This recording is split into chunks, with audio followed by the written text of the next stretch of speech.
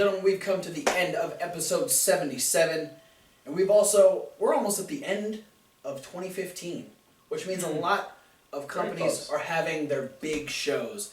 Ring of Honor's gearing up for one, and we had one this past weekend in Chikara's Top Banana. Mm-hmm. So you can kind of guess, we're talking about the indie news. We're talking about all those other companies that don't get that TV time.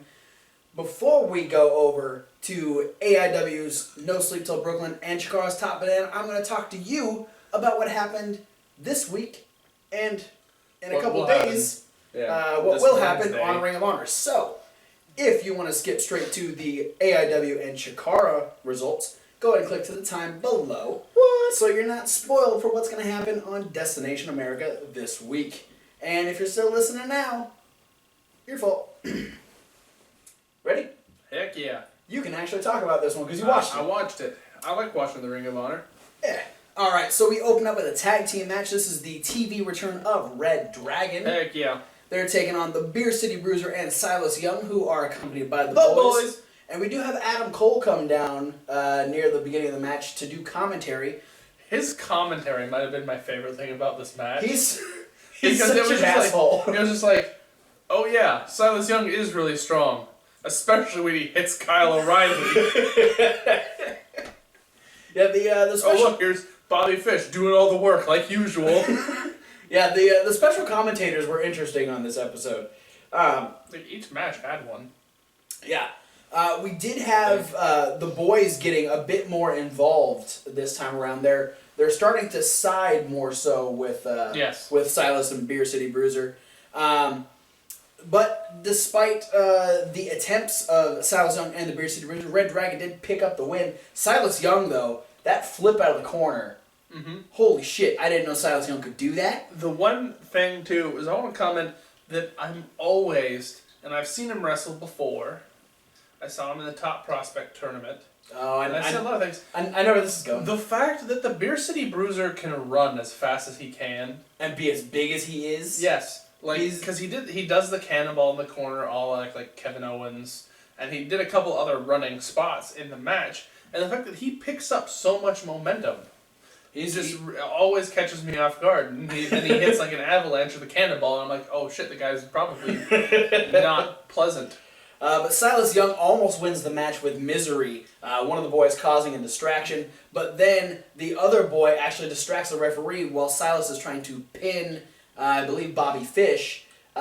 So the referee doesn't see the pin, but eventually Red Dragon gains the advantage back and hits Chasing the Dragon, or what Kevin Hawk called Following the Slow Turtle, on Beer City Bruiser to pick up the win. I meant to say Following the Fat Turtle. Regardless, it's funny. But we did have the boys ended up attacking the referee. Beer City Bruiser and Silas Young are like congratulating, hey, good job. And we good job attacking the referee. Yeah, guys. We get Dalton Castle comes down and tells Silas Young that they're not done, and he tries to get the boys to come back, and the boys are like, they get up on the apron and they're ready to do it, and then they start laughing and they side with Silas Young. They are officially like not on Dalton's side anymore, which is... Yeah, does that mean they're going to be the men? I don't think they'll ever be the men. But you never know.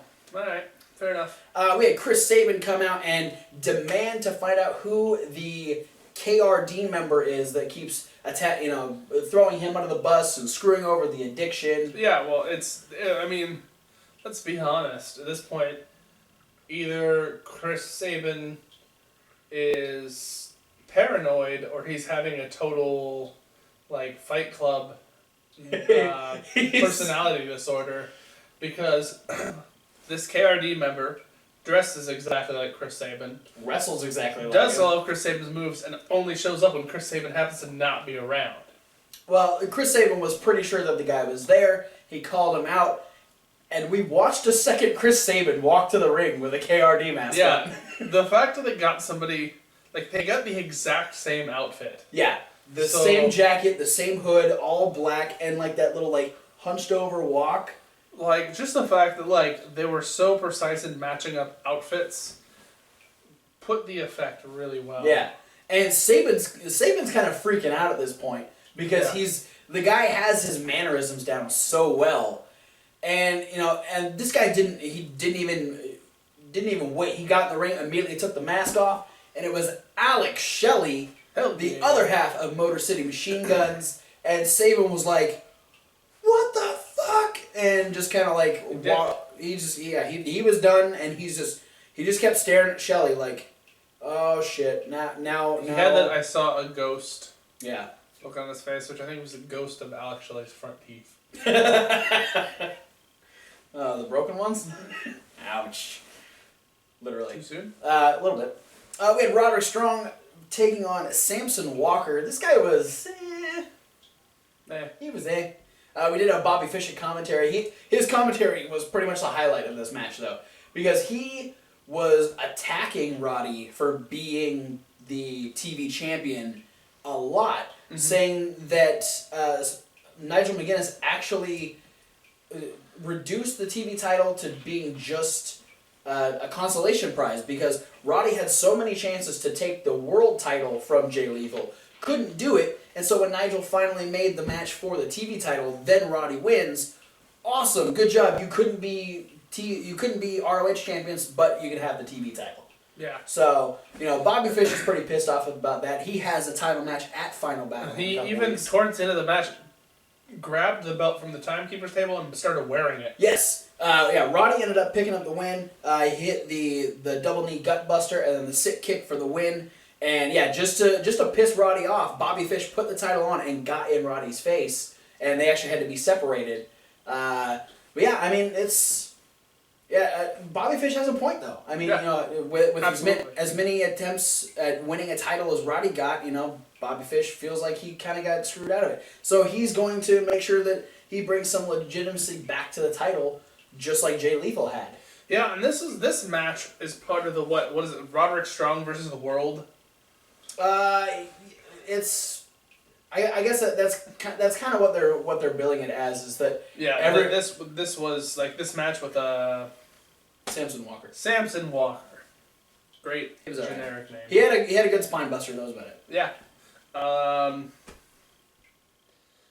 I like that idea. To me, it's a lot like the idea of Cena's United States Open Challenge that he would do. Right. Is that Roderick Strong's like, hey, you want a shot at my belt? Come take a shot at my belt. Yeah. Like even this guy, Samson Walker, who we've never freaking seen before. Yeah, I guess he's done a few things because they had a little video package or a small highlight reel of it. They do their own live Future of Honor. Matches, which are all people basically tryout matches. Are they guys from the dojo? Well, it's usually guys, local people who are doing tryouts or trainees. Okay. And doing. Because I feel like I've heard this name before, though. Well, he's been. They talked about it on commentary that Walker's been on the indie scene for the past 10 years. Okay. Because he debuted in 2004. Okay. Oh, that's right. Yeah, when they brought out the tail of the tape, it was 2004. So. Yeah, he's been doing stuff. He just wasn't super impressive. Yeah, no, he was a little slow, a little clumsy. Yeah. But good spine buster. Good spine buster. Run with that spine buster. That'll shoot you somewhere near the middle. Top of the middle. Yeah. Top of the bottom. We had the All Night Express Addict commentary for our main event, which was the Briscoes taking on the Young Bucks. Let me tell you, when I clicked the channel on and I heard the main event was going to be Briscoes versus Young Bucks, I was happy I tuned in this week. Yeah, because you can't go wrong with a Briscoes versus Young Bucks match, and this was no different. They tore it down. Like both teams. They tore it up and then down and then both back teams up just have phenomenal chemistry against each other. They're both just solid tag teams all around. I mean, there's nothing bad you can say about this match. There were a lot of really unique spots I really enjoyed too. Towards the end, the Briscoes go for the Doomday device on the Doomday. Doomday. There's no S there. That's what makes it different. Is it Day of Doom? Doomday. Yeah, that's the difference between the Briscoes and the Legion of Doom's version. Doomday. The Doomday versus the Doomsday. Okay. That's a fantasy warfare. Oh God. It'd be a fucking fight. Friggin', I think it was Nick. Mark goes off the ropes and hits Nick with a clothesline, but he backflips all of the way most people will fall off of somebody's shoulders for the Doomsday device. No, and difference he lands is on his feet. Yeah.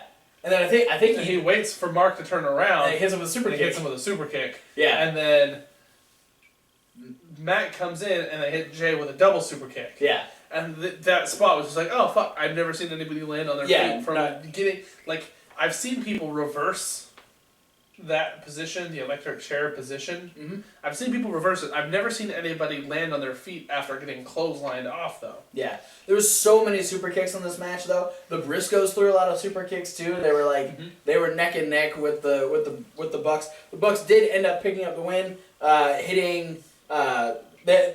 Matt actually kicked out a froggy bow, but Jay tried to go for the Jay Driller, was unable, and I believe he got pinned with the. Oh, that was Mark. Was it Mark? Yeah. One of the Briscoes got pinned with more bang for your buck, and then ANX ended up getting in the ring, and there was they told Nigel, hey, we're just gonna get in and we're gonna congratulate him. That's all we're gonna do.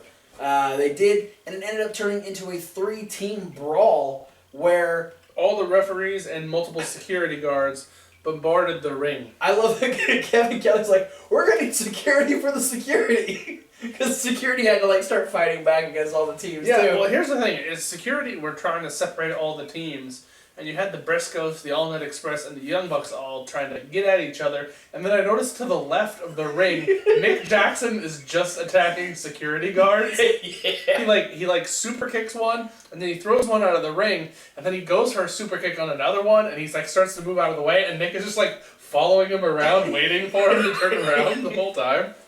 Yeah. Just all-out chaos to send off ROH TV this week. And that has set up another match for Final Battle, which I will have a full card next week because we still got another week until Final Battle. It's on the 18th. So one more ROH TV taping before the show. But that's it for Ring of Honor. We're going to send it over to Kevin Hawk for AIW's No Sleep Till Brooklyn. Heck yeah. We had a 6-person scramble match. Oh, shit. That was won by Jerry, who's over.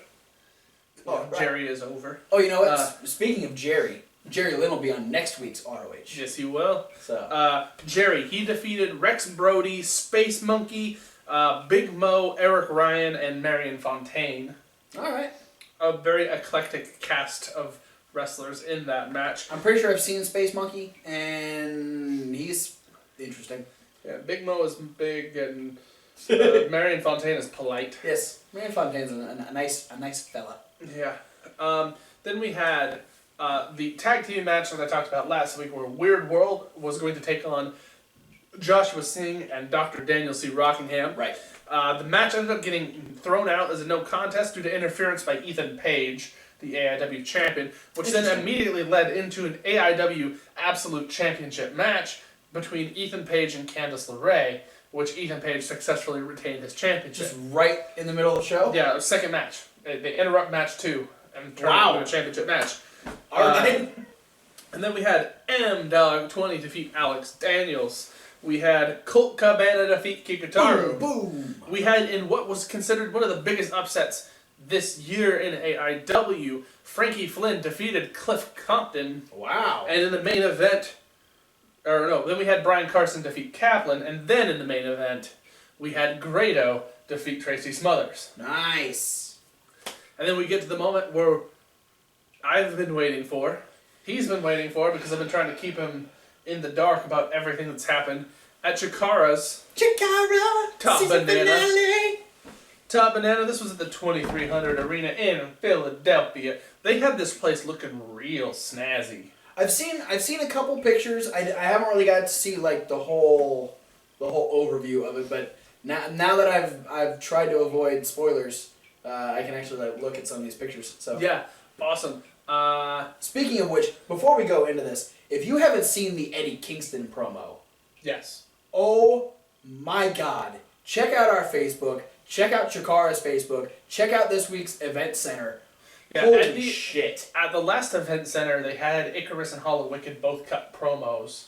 Yeah. going into the match. And I was sort of disappointed. I was like, where's Eddie Kingston's promo? No. Eddie Kingston's promo comes out 48 hours before the He got match. one all by himself, and And oh my God, is it a phenomenal promo. I'm going to say the only Eddie Kingston promo that tops this promo is the promo prior to the match at High Noon. Yeah. No, check it out, watch it, find it. Cobalt even posted it. Yeah, I think that's how I got it. Was that Cobalt reposted it? All right, so we opened up with a trios match. What? A trios match in Chikara. Never would have thought I'd see the day. We had Kevin Condren presents Battleborn taking on Shinron, Ophidian, and Argus of the Snake Pit. The Snake Pit would be successful. Yes! Argus getting the victory over Snowflake, Hey, good job, Argus. Kevin Condren. We had then the implosion of the Nightmare Warriors when Silver Ant would take on Frightmare.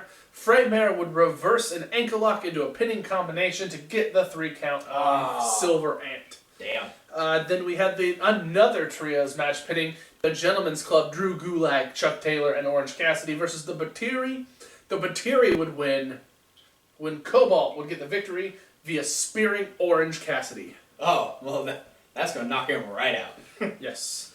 And then Mike Quackenbush would get in the ring, and he would be talking about something that hasn't, I don't think it's been happening for the last few years, but he was releasing a Chikara yearbook, which used to be a yearly thing. You can see yearbooks. They used to sell them yearly, and it talks about people from the past year, and I think this one's encompassing a larger roster because they haven't had one of these in a while. Yeah. Well, and this one's got Challenge of the Immortals, so there's just a ton of.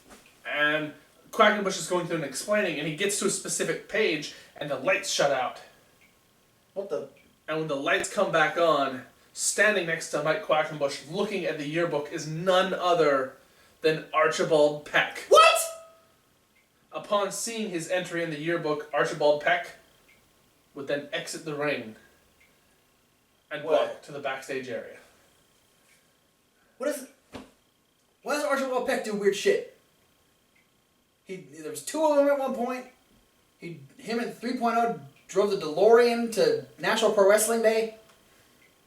Archibald Peck does some weird shit. Hasn't been seen since way back when. Yeah, since I think one of the first shows that Chikara did this year. Yeah, well, I think it was he lost to Jimmy Jacobs at You Only Live Twice. Was it the last time? Yeah. Shit. But he was there. He was back. It happened. It was crazy. Cool. I was excited. All right. A lot of people were saying they also saw Jigsaw. He was at the show. He's got a new mask. Walking around. He's got open mouth and mask. And then we had the 100% Good Time Family Cybernetico. Oh! Pitting Team Dasher versus Team... Juan Francisco de Coronado. I was hoping you'd do the thing. No, Dasher with Worker Ant and Team NRG, Heidi Lovelace, Oleg the Usurper, the Farmer Frog, and...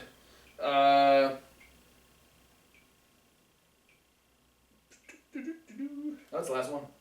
Was that 8? I know. No, there's one more. Dasher, Heidi Lovelace, Team NRG. Oh, and Amasis. Amasis. Hey! Can't be I know, forgetting I'm sorry. Amasis. They're taking on Juan Francisco de Coronado. Boo. All 3 members of the Boo. Block Party.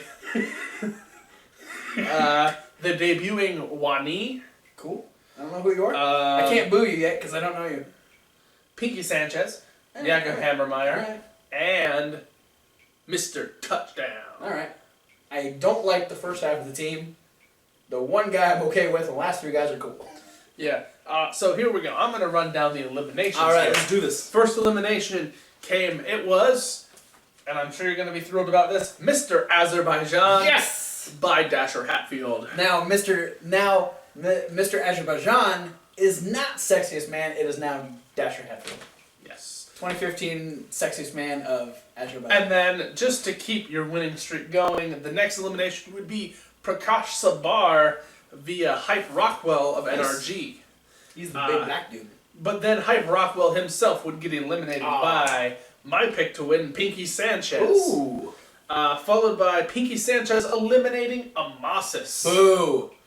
Boo, Pinky, boo. And now I don't like you. Jakob Hammermeyer would go on to eliminate both Worker Ant and Farmer Frog back to back. Crap. So the BDK just eliminated half of Dasher's team in a clean sweep. That's crazy. Heidi Lovelace would then come in to eliminate Jakob Hammermeyer. All right, Heidi. Dasher Hatfield would eliminate the Proletariat Boar of Moldova. Yes. Wani would eliminate Race Jackson of NRG. Boo. Oleg then eliminated Wani. All right. Mr. Touchdown eliminated Oleg the Usurper. All right. And then Juan Francisco de Coronado eliminated Heidi Lovelace, leaving Dasher Hatfield alone with Pinky Sanchez, Mr. Touchdown, and Juan Francisco by himself. Oh, Dasher, this isn't good. Then Dasher Hatfield eliminated my personal pick to win, one Pinky Sanchez. Go Dasher. And then, Oh, I know what's going to happen here. while fighting it out with Mr. Touchdown, or maybe perhaps not fighting it out with Mr. Touchdown, Dasher Hatfield got counted out. Oh, no. That's not what I thought was going to happen. And while there were words being exchanged between the former partners of the Throwbacks, there was a roll-up. And your winner of the 2015 This is why you saved it. is Juan Francisco de Coronado. I'm buying you a bow tie for Christmas. Yes, Juan Francisco is your winner of Boo. the Cibernetico this year, pinning Boo. his partner, Mr. Touchdown, Boo. to win the whole thing. Boo. Then we had the Colony versus the Colony. We had Soldier Ant versus Fire Ant. This match would basically also go to a no contest because mid-match, Jakob Hammermeyer would get frustrated and hit his signature knockout punch on Soldier Ant. Which... Was he just mad that Soldier Ant wasn't finishing it, or...? No explanation yet. I'm just going off of it. So I'm guessing he was out in Soldier results. Ant's corner. Yeah. Okay. And probably frustrated he didn't win the Cibernetico. Yeah. You're pushing it, Jakob. And Jacob. He uses his patented knockout punch to hit Soldier Ant, and it actually returns Soldier Ant's memory from before he was brainwashed by the Flood. Whoa. All right.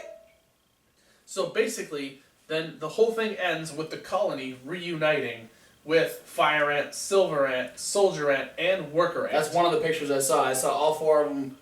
That's awesome. Yes. We have all four members of the colony. The Colony is 4 people strong for the first time since Green Ant and Carpenter Ant were in the Colony. Yeah. Wow. And then also one of the things, the cool part for me is that if you remember Wink Vavasour back during the before the end of Chikara, Yes. he had introduced the Colony Extreme Force. Right. And he had given the Colony Extreme Force the Colony's King of Trios medals. Oh, I forgot about And that. then the Colony took the medals back Uh-huh. after beating the Colony Extreme Force in a match.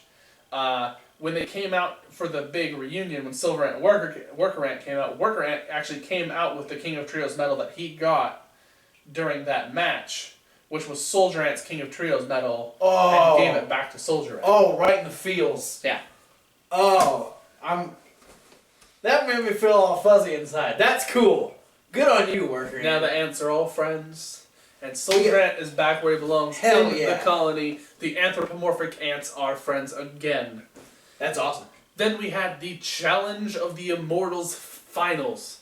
We had the Crown and Court, Princess Kimberly, Jervis Cottonbelly, and Los Ice Creams taking on the wrecking crew of Max Smash Master, Flex Rumble Crunch, Blaster McMassive, and Jaka.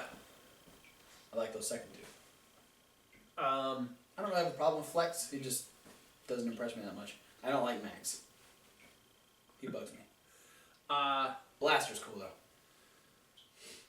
The win would go when Princess Kimberly would defeat Blaster McMassive with the Alligator Clutch, What?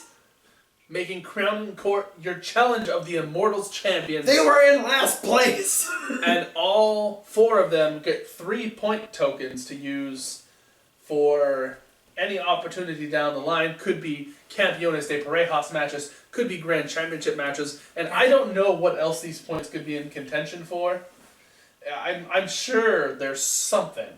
But each medallion that they have, each of them got 3 medallions. Each medallion is worth 1 point, as a victory would be. Right. So they're all automatically launched to 3 points. Yeah, I'm trying. There really isn't anything... No, but I'm sure there could be a bartering system in Chikara. I mean, friggin' Jervis Cottonbelly could trade 3 points for Icarus's ring jacket or something, if he really wanted it. You need to get some of those medallions so you can get that ring jacket. Add to your collection of Chikara memorabilia. Including fist gauntlets, signed by Chuck Taylor. Sexy Chucky T. And then it came down to the main event, Chikara's first ever Grand Championship Triple Threat Someone's making match. history. Eddie Kingston comes into the ring Awesome. in his cool red gear with the new red jacket that he has now. That's pretty cool looking. He doesn't like that. I can't remember what he does. He's badass. Then Icarus with some cool entrance gear. And I then gotta see these pictures now. the one that topped it for me is Hollow Wicked came out with a mask over his mask, this big demon head mask, which I'm guessing might be a physical representation of the god Nazmadun. Oh. Who he thing, but with his cool like leather over jacket thing that he wears with a big demon head on, he looked pretty fucking awesome. Oh man, I gotta see the pictures. They had an awesome back and forth 3-way match. Towards the end, Icarus would hit the Blu-ray on Hollow Wicked, but before the 3 count, Eddie Kingston would pull Bryce Remsburg out of the ring and interrupt the count.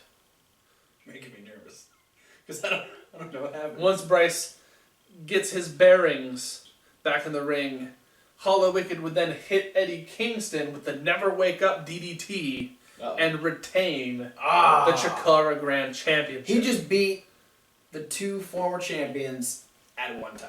But the night does not end there. What?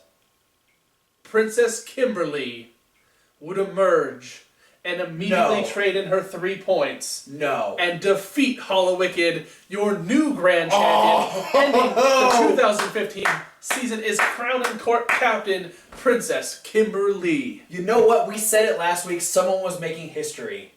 We said there was either going to be a 2-time champion or one person to beat both former champions. Instead, we have the first ever female Grand Champion in Chikara.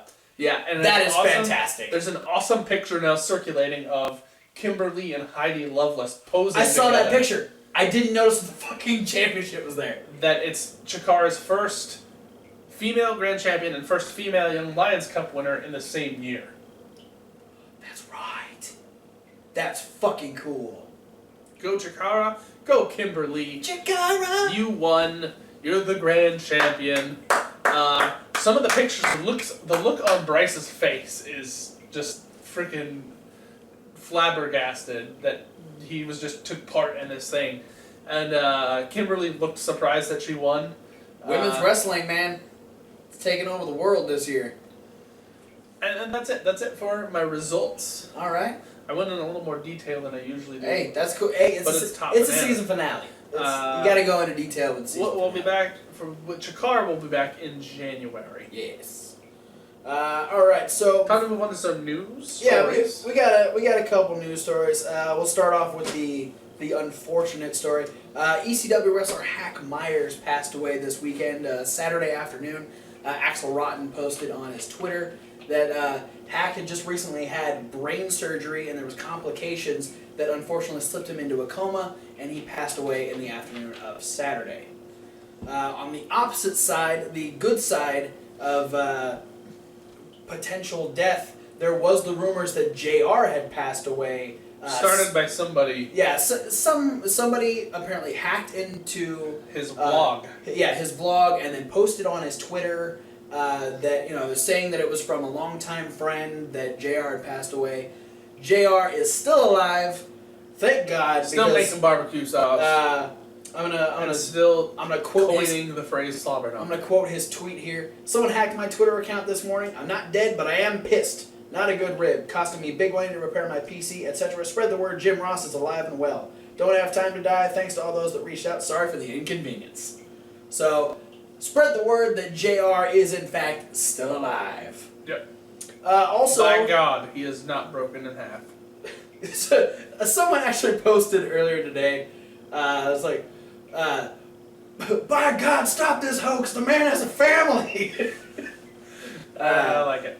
All right. Alberto Del Rio was attacked at an indie show. Yeah, the WWC in Puerto Rico. Yeah, this is the Cologne's wrestling promotion. Del Rio was going against a guy named Ray Gonzalez, and as they went towards the crowd, a bunch of fans just started beating up Del Rio. Yeah, there's a fan. I watched the video. I haven't watched the video. There's yet. a fan like in the first or second row, and he starts reaching over the barricade and attacking Del Rio. Yeah, and so apparently a bunch of fans joined in until security was able to get them off. So I think this might mean that Del Rio probably won't be doing any more indie shows. I don't know if WWE will let him. Well, I mean, just to protect him, like this is where the catch-22 happens. Is that WWE's been a lot more lenient with the recent bookings of wrestlers, right.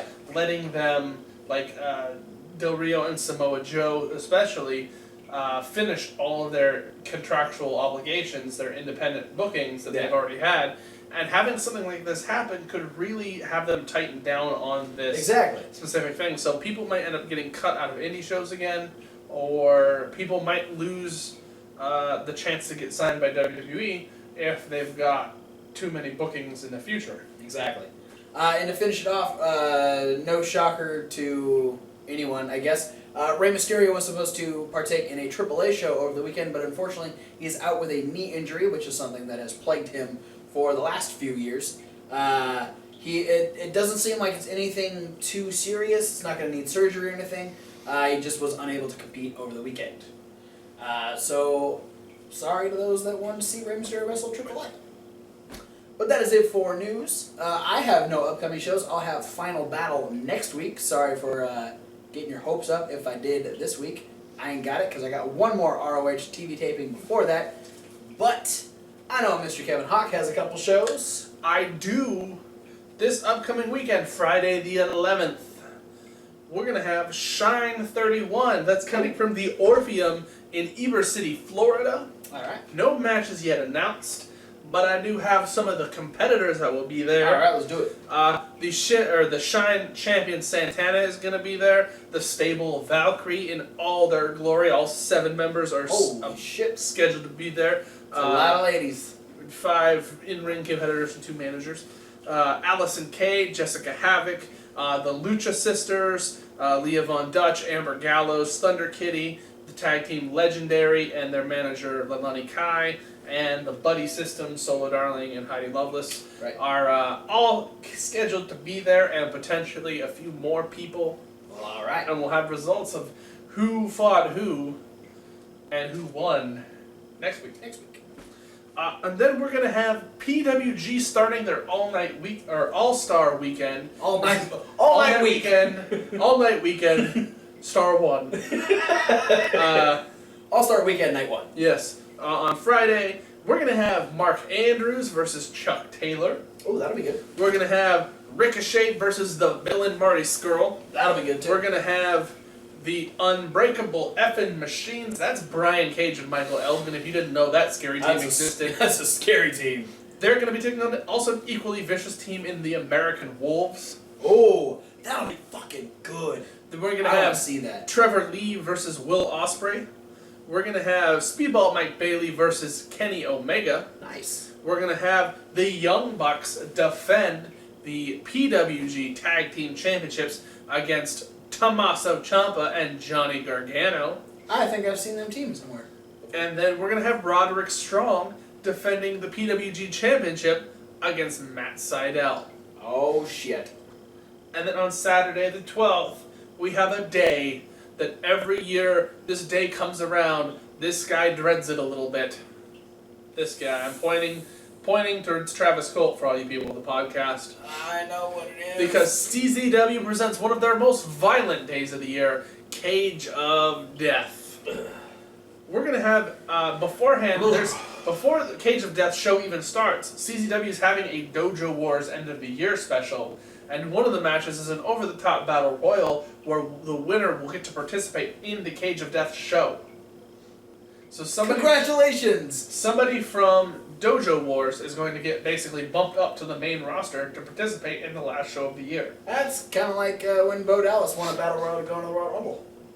Yeah.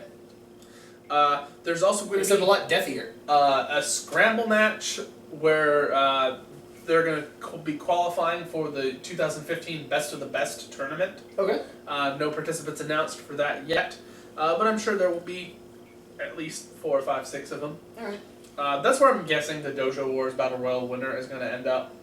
Oh, okay. In a scramble match. We also do know that Sami Callihan will be making his CZW The Death Machine return. has returned. We also have Greg Excellent versus Tony Nese. We're going to have a deathmatch rules match.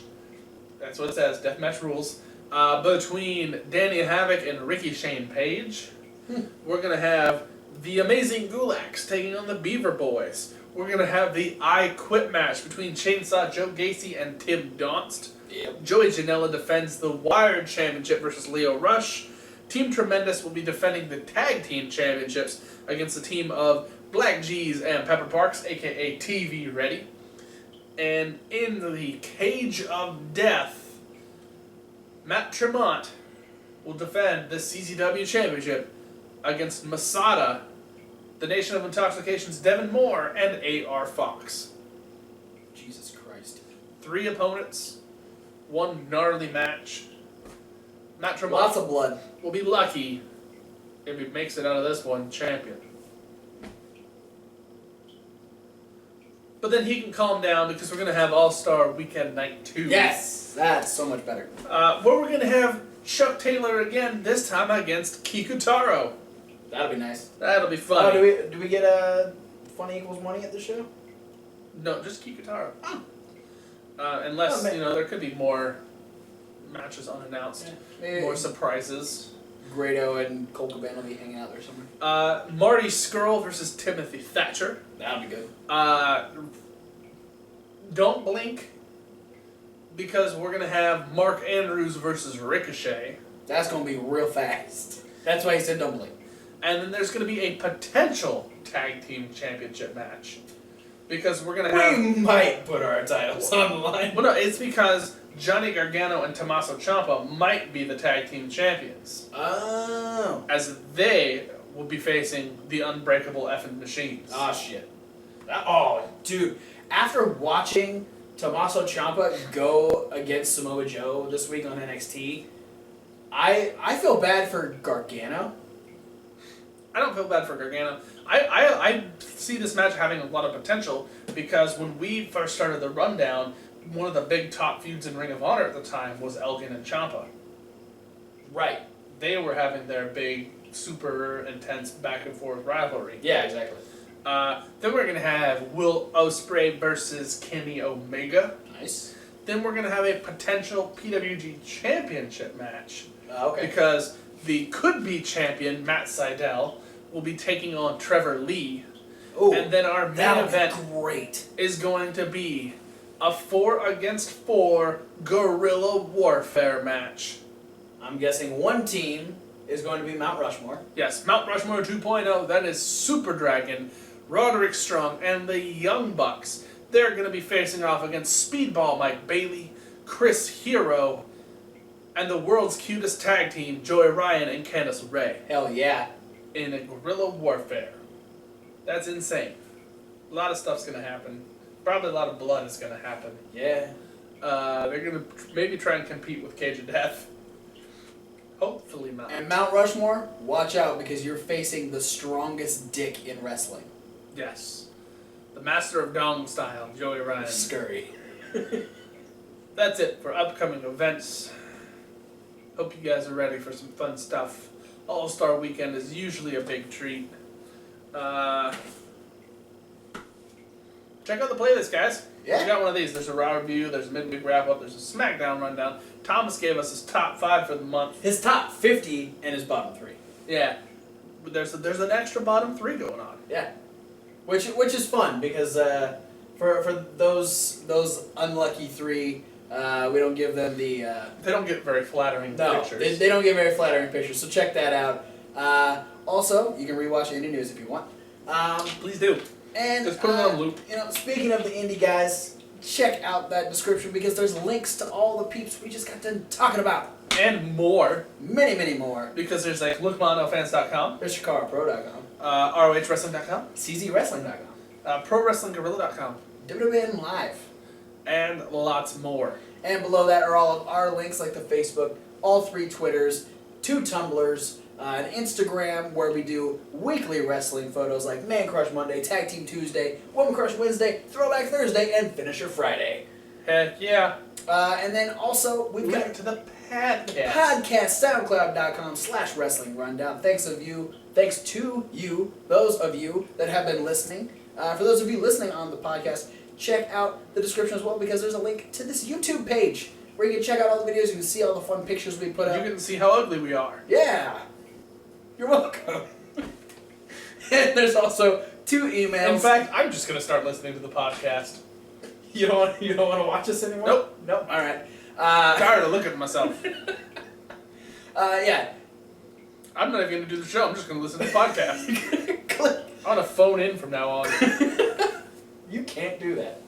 I'll hang up on you. Just keep your phone on right under the camera. No. You don't even have to put it on the speaker that way. Check out those emails, because if you want to get a hold of any of us, you can talk to us all on fanstalkwrestling@gmail.com. That's true. And you can talk to this mofo over here at That's Kevin_Hawk636@hotmail.com. You got questions, you got concerns. Comments, please for mercy. You just want to talk about some wrestling, send it in and we'll respond to you. We'll do a specific video where we talk back to you. Thanks for everyone that has been sharing, reblogging, liking the videos, liking the posts on the Facebook. We appreciate you. Check us out next week for episode 78.